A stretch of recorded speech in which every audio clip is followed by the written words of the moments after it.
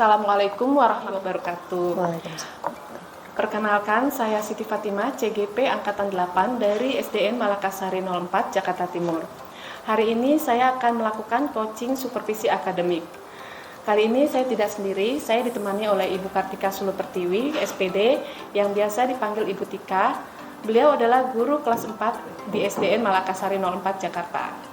Baik Bu Tika, selamat pagi. Selamat pagi Bu Fa. Apa kabarnya Bu Tika? Alhamdulillah sehat dan harus semangat. Baik Bu Tika, hari ini kita akan mengadakan percakapan pra-observasi ya Bu ya. Sebelum nanti saya akan di kelas Ibu untuk melakukan supervisi kelas ya, atau mengamati Ibu ketika melakukan pembelajaran di kelas ya Bu ya. Iya.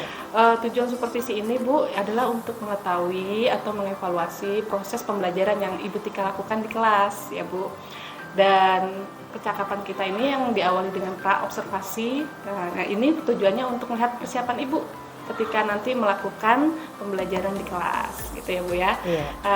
Kita langsung aja Bu ya pertanyaannya. Baik, Pertanyaan Bu. pertama yaitu tujuan pembelajaran apa nanti yang akan Ibu capai di proses pembelajaran Ibu nanti di kelas. Iya, baik, sebelumnya pembelajaran yang akan saya lakukan nanti di mata pelajaran IPAS, UPAD, fokusnya pada gaya magnet.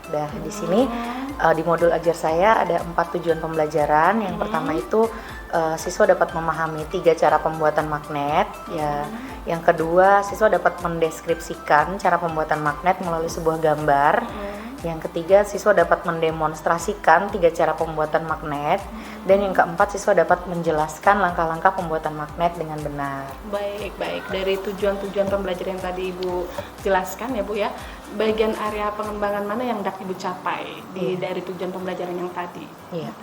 Untuk dari tujuan pembelajaran tadi ada 2 area, yaitu yang pertama adalah ranah pengetahuan dan psikomotor atau keterampilan. Untuk pengetahuan itu sendiri, tujuan pembelajarannya adalah di siswa dapat memahami, yaitu di pemahaman gitu. Siswa dapat memahami 3 cara pembuatan magnet dan menyebutkan alat dan bahan yang digunakan. Sedangkan untuk aspek keterampilan atau psikomotor, di situ ada siswa dapat menuangkan cara-cara pembuatan magnet dalam bentuk gambar sesuai dengan potensi mereka ya Bu. Yang kedua, siswa dapat mempraktikkan 3 cara pembuatan magnet dengan benar. Dan yang ketiga, membuat resume untuk siswa yang memiliki kemampuan lebih ke auditori seperti itu. Baik ya. Jadi ada pengetahuannya yang mau dicapai sama tingkat keterampilannya nanti ya. Betul. Nah, dari tadi area pengembangan yang akan Ibu ingin capai ya dari anak-anak atau dari murid-murid Ibu, rancangan pembelajaran atau strategi apa nanti yang akan Ibu lakukan dalam pembelajaran? Oke.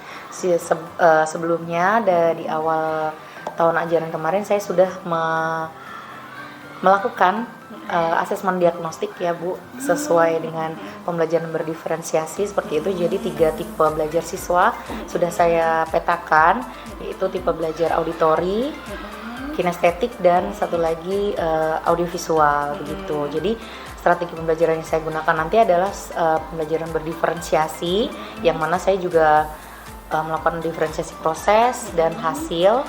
Kemudian saya menentukan dan menyusun media pembelajaran yang sesuai dengan kebutuhan siswa. Jika siswa itu auditori, apa saja media yang saya berikan, siswa kinestetik bagaimana, siswa audiovisual seperti apa. Jadi berbeda-beda seperti itu. Ya, jadi Bu Tika udah memberikan ya kebutuhan siswa ya berdasarkan potensi dan minat belajar mereka ya. Nanti mau dibedakan ya untuk prosesnya. Nah, untuk tadi kan proses pembelajaran diferensiasinya.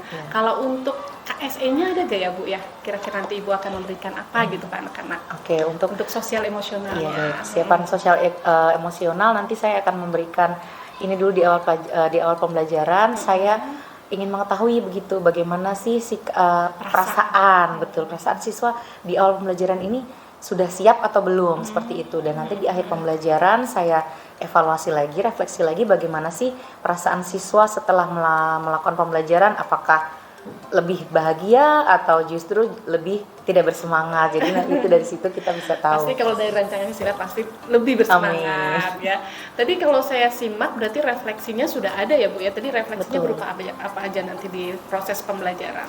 Untuk refleksinya nanti saya memberikan anak-anak itu berupa gambar emoticon seperti itu, emoji yang saya tayangkan melalui Infocus. Kemudian nanti siswa maju satu persatu untuk menuliskan namanya di bawah emoticon itu, seperti itu. Emoticonnya ada yang bahagia, ada yang sedih, ada yang mengantuk juga. Jadi lengkap ya refleksinya. Jadi betul. ada refleksi pengetahuan, nanti ada refleksi keterampilannya berupa presentasi ya. Betul. Nanti ada juga refleksi dari KSE-nya. Betul. KSE-nya ya, baik Ibu. Sepertinya udah siap ya Bu ya. Insya Allah. Nah, dari strategi tadi pembelajaran yang tadi, kira-kira nanti media apa yang mau Ibu gunakan pada proses pembelajaran? Baik, untuk medianya saya sudah menyiapkan video pembelajaran tentang cara-cara pembuatan magnet sebagai tutorial anak-anak nanti. Kemudian ada PowerPoint juga untuk menjelaskan apa sih magnet, bentuk-bentuk magnet, kemudian cara-caranya. Dan anak-anak juga nanti akan membawa alat dan bahan untuk praktek percobaan pembuatan magnet, seperti magnet, ada mungkin baterai, penggaris besi dan lain sebagainya, seperti itu. Dan tentu saja LKPD ya Bu. Iya, untuk itu arahan mereka melakukan betul. melakukan semuanya. Baik Ibu. Dari bincang-bincang tadi nih, saya menanyakan kepada Ibu Tika, bincang kita pra-observasi untuk Ibu Tika nanti proses pembelajaran, apa yang bisa Ibu ambil kesimpulan dari bincang-bincang kita kali ini? Iya, yang pertama saya terima kasih sekali Bu Fat sudah memberikan kesempatan kepada saya.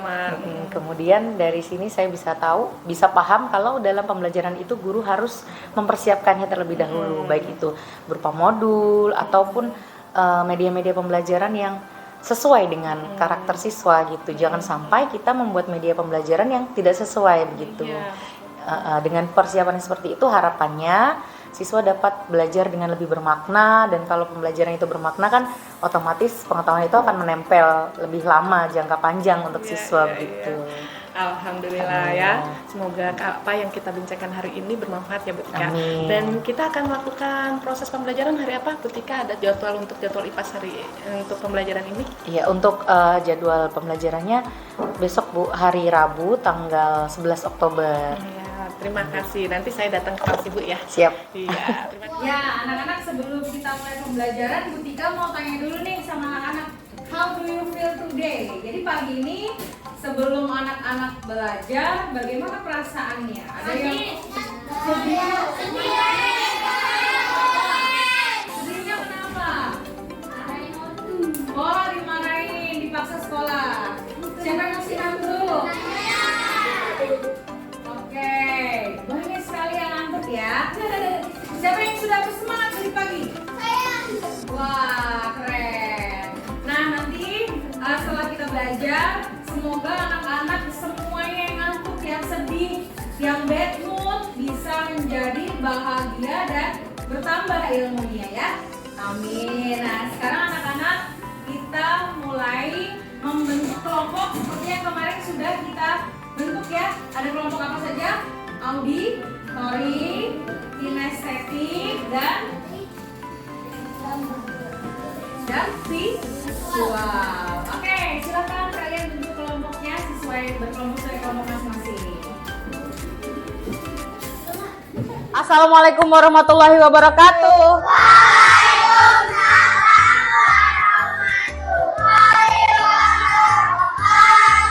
Selamat pagi anak-anak. Iya. Sebelum belajar, Khaira siapkan dulu ya, mimpin doa dulu.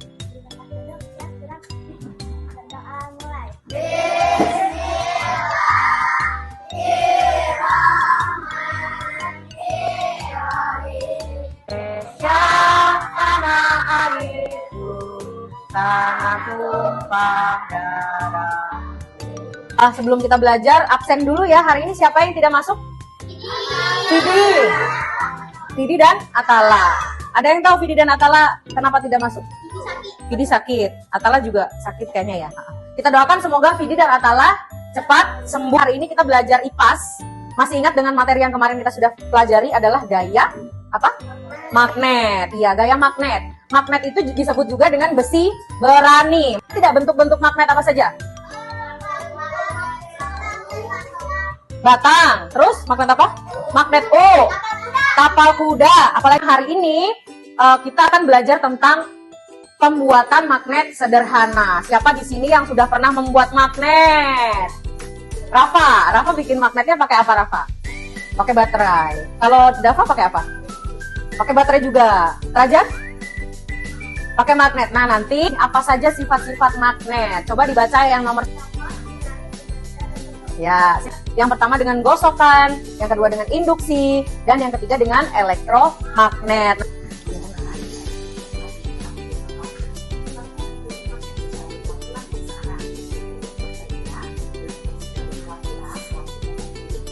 Sudah paham?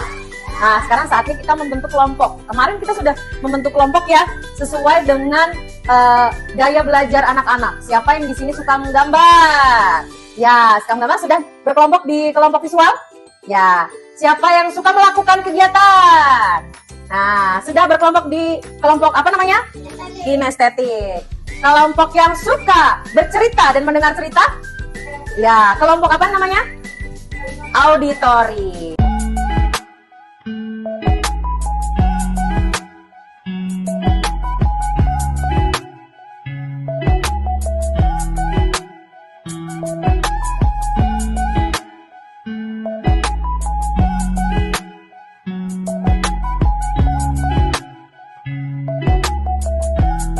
Kami dari kelompok kinestetik akan mempraktikkan cara pembuatan magnet. Yang pertama, cara menggosok. Gosokkan magnet pada permukaan besi secara berulang dan searah.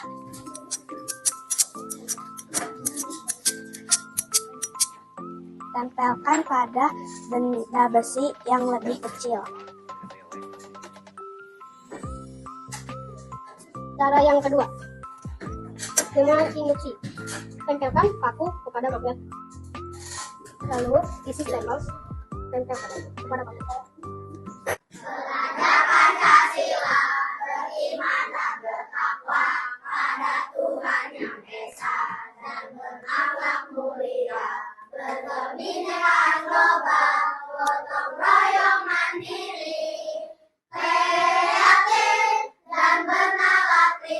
Tepuk.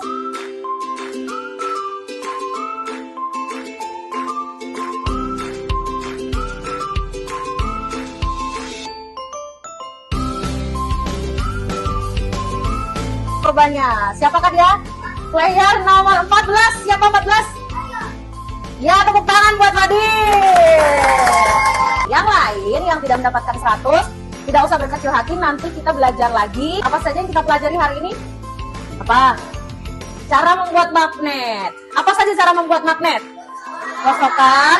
Bagaimana perasaannya hari ini belajarnya? Senang. Seru? Seru. Doa mulai.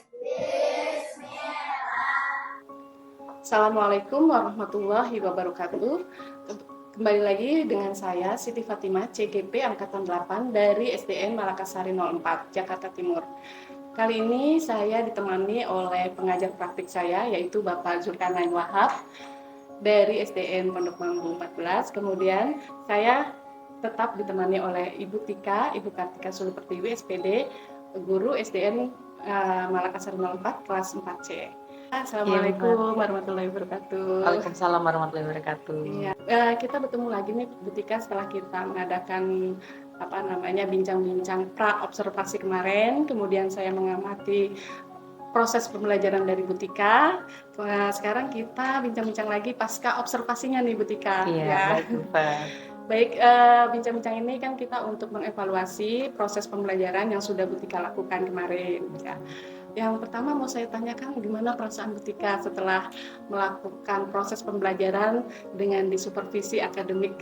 Oke, perasaannya tentu saja agak deg-degan ya Bu.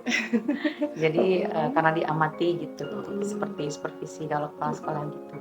Tapi kalau sudah saat pembelajaran berlangsung ya sudah mengalir begitu saja. Ya. Baik. Jadi semuanya berjalan dengan lancar gitu ya, Betul. Bu Tika. Baik, yang kedua, Bu Tika bisa ceritakan kembali gak area pengembangan apa yang Ibu lakukan pada saat pembelajaran?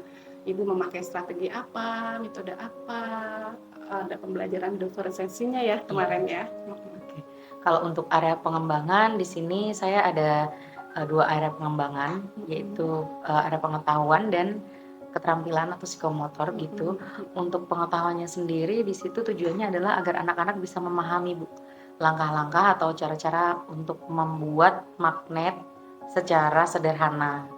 Kemudian untuk ranah keterampilannya atau psikomotornya itu ada 3 karena disesuaikan dengan gaya belajar dan potensi anak murid.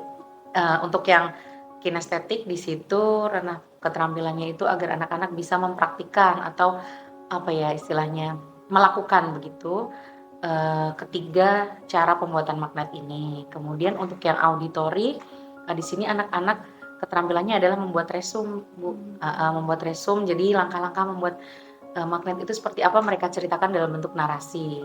Dan untuk yang anak visual dengan potensi dan minat belajar visual, di sini saya menggunakan gambar. Jadi anak-anak menuangkan cara pembuatan magnet dalam bentuk gambar yang mereka kuasai seperti itu. Baik, jadi tadi ada area pengembangan di pengetahuannya, keterampilannya. Betul. Ya. Jadi dari masing-masing potensi mereka, minat mereka ya. Iya. Jadi mereka bisa makin maksimal ya Iya, untuk memahami dari tujuan pembelajaran yang ada. Iya. Ya, saya lihat juga memang begitu sih anak-anak kemarin antusias sekali ya. Iya, betul. Dari refleksinya bisa diceritakan Bu Tika kemarin tuh menarik tuh saya lihat pakai teknologi. Iya, betul. Kalau untuk evaluasinya di sini saya menggunakan quizzes, metode quizzes, tapi yang papermode, Bu. Karena kalau untuk quizzes yang biasa itu anak-anak harus menggunakan gawai, sedangkan anak di kelas 4C itu tidak semua memiliki gawai HP begitu. Jadi saya mengambil alternatif pakai quizzes tapi yang papermode. Jadi anak-anak itu menggunakan barcode untuk menjawab soal-soal yang saya berikan. Kayaknya senang sekali anak-anak ya. Iya, gitu. betul. Tapi memang di quizzes papermode ini ada kekurangannya, Bu. Jadi soal atau pertanyaan yang saya ajukan itu tidak bisa mencakup high order thinking skill atau HOTS ya. Kemampuan berpikir kritis. Ya. Iya, betul. Karena di situ hanya bisa menyediakan soal-soal multiple choice atau pilihan ganda ABCD seperti itu. Baik. Jadi ada kelebihannya dan kekurangannya refleksi yang Ibu Tika laksanakan kemarin. Iya, ya. betul.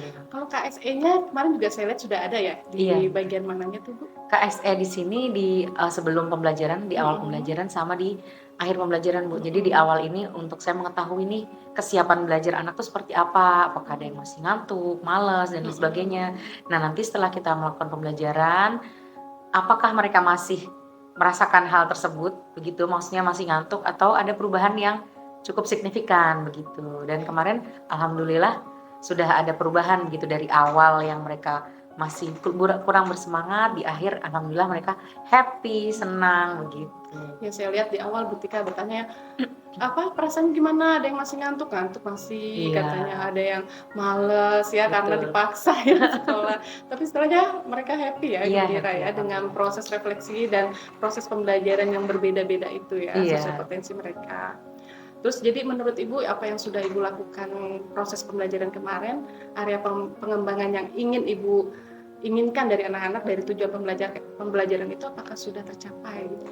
Iya, untuk hasilnya gitu, alhamdulillah sudah tercapai, Bu, tujuan pembelajarannya. Dari hasil evaluasinya juga sudah 80% lebih anak yang nilainya di atas KKTP, betul. Dan untuk keterampilannya juga sudah cukup bagus ya. Karena saya di masing-masing kelompoknya ya. Betul, itu yang maju untuk mempresentasikan juga sudah bagus. Kemudian resumenya juga mereka sudah bagus, sesuai lah gitu dengan runtutannya, dan gambarnya juga sesuai dengan apa yang saya instruksikan seperti itu. Alhamdulillah ya, berarti ya sudah berhasil ya. Nah tadi kalau misalnya Bu Tika yang ceritakan ya proses pembelajaran yang ada, sekarang Bu Tika merasa dari proses pembelajaran yang Bu Tika lakukan ada gak kekurangannya atau hambatan dari proses pembelajaran yang Bu Tika lakukan ke anak-anak? Oke, kalau untuk kekurangan mungkin itu tadi ya, Bu, untuk evaluasinya begitu. Quizzes mode itu tidak bisa lebih dari pilihan ganda gitu. Mungkin nanti saya akan explore lagi menggunakan aplikasi-aplikasi atau platform apa yang sekiranya bisa menggunakan teknologi tapi juga bisa mengakomodasi HOTS-nya mereka seperti itu. Jadi lebih variatif lagi. Ini ya, kreatif. Amin. Tapi mau tidak mau seperti itu. Betul. Karena kita harus mengikuti perkembangan mengikuti perkembangan zamannya dan anak-anak ya. Iya. Selain refleksi dalam proses pembelajarannya, mungkin proses pembelajaran diferensiasi atau KSE-nya, menurut Bu Tika, apakah ada hambatan Bu Tika ketika melakukan ke anak-anak? Oke, kalau untuk diferensiasi justru itu menurut saya lebih memudahkan karena anak itu istilahnya misalnya yang tidak bisa menggambar tidak merasa dipaksa untuk bisa. Jadi mereka mengikuti potensi yang mereka bisa. Oh, saya maunya begini nih. Jadi kita mulai kembangkan potensi apa dalam diri mereka. Seperti itu kita dukung, kita berikan stimulus gitu ya Bu, biar mereka bisa mengembangkan di situ. Kalau untuk semuanya misalnya kita samakan seperti itu, mungkin ada yang tersakan tidak bisa nih ini. Jadi kalau berdiferensiasi menurut saya pribadi itu lebih memudahkan untuk mencapai tujuan pembelajaran. Jadi bukannya kekurangannya, justru menambah ya, menambah pemahaman mereka, potensi mereka juga jadi muncul. Betul. Gitu ya dengan pembelajaran berdiferensiasi ini ya. Baik Bu Tika. Jadi dari catatan saya pas saat observasi nih ya Bu Tika, untuk Bu Tika bahwa Bu Tika sudah melakukan pembelajaran berdiferensiasi yang baik sesuai dengan gaya belajar dan minat murid ya, sesuai tahapannya. Ada tahapan kontennya, prosesnya, dan produknya pun sudah terlihat dari masing-masing kelompok ya. Untuk menerapkan pembelajaran KS ini juga sudah ada di sebelum dan sesudah proses pembelajaran. Juga tahap-tahap persiapannya ya, ada LKPD, ada video pembelajarannya, dan menyediakan media untuk praktek anak-anak ya pada saat kinestetik ya, untuk melakukan prakteknya. Jadi menurut saya proses pembelajaran Bu Tika sudah luar biasa bagus ya kan.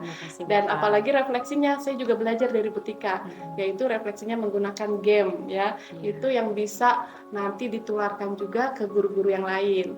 Setiap proses pasti ada kekurangan. Tapi kan nanti kita bisa mengevaluasi ya, tadi Bu Tika bilang refleksinya nanti bisa ditambah lagi game-game yang bisa mungkin mereka mengisi esai ya kan gitu.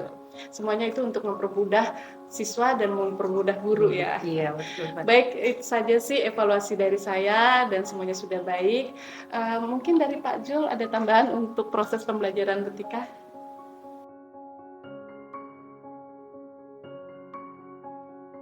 Baik, terima kasih untuk Bu Siti Fatimah selaku CGP Angkatan 8 ya, beserta dengan Bu Tika ya, selaku teman sejawat dari Bu Siti. Saya mengucapkan terima kasih yang pertama kepada Bu Tika karena sudah berkenan untuk menjadi rekan teman sejawat untuk diobservasi ya Bu ya. Tentunya itu membutuhkan waktu dan tenaga serta pikiran untuk bisa bagaimana menyajikan pembelajaran yang menarik gitu ya. Dan saya lihat dan saya dengar dari Bu Tika, dari Bu Siti Fatimah, bahwa pembelajaran yang dilakukan sangat baik. Dan terkait pengamatan yang saya lakukan, di sini saya memang bertugas untuk mengamati bagaimana proses coaching yang Bu Siti Fatimah lakukan kepada Ibu Tika. Jadi yang saya sudah amati, tadi prinsip coachingnya sudah muncul ya. Ada kemitraan, kemudian ada proses kreatif, dan ada juga memaksimalkan potensi. Tadi saya sudah lihat bagaimana Bu Fatimah melakukan prinsip coaching. Semuanya sudah muncul dan sangat baik. Dan untuk kedepannya semoga kegiatan yang sudah dilakukan ini bisa berdampak untuk semua guru terutama di sekolah ini. Jadi bagaimana nanti ketika bisa sharing dengan teman-teman sejawatnya selain disertai dengan Bu Siti Fatimah, jadi teman-teman yang lain juga pengen tahu bagaimana sih seperti sekarang itu dan bagaimana prinsip coaching terutama dalam pembelajaran diferensiasi dan KSE. Mungkin itu tambahan dari saya. Sukses selalu untuk Bu Tika dan Bu Siti Fatimah, sehingga ada banyak manfaat yang diambil dari kegiatan ini.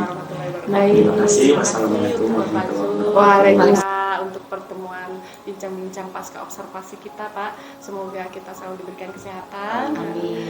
Baik ya, baik, terima kasih observasi hari ini. Terima kasih. Assalamualaikum warahmatullahi wabarakatuh. Waalaikumsalam warahmatullahi wabarakatuh.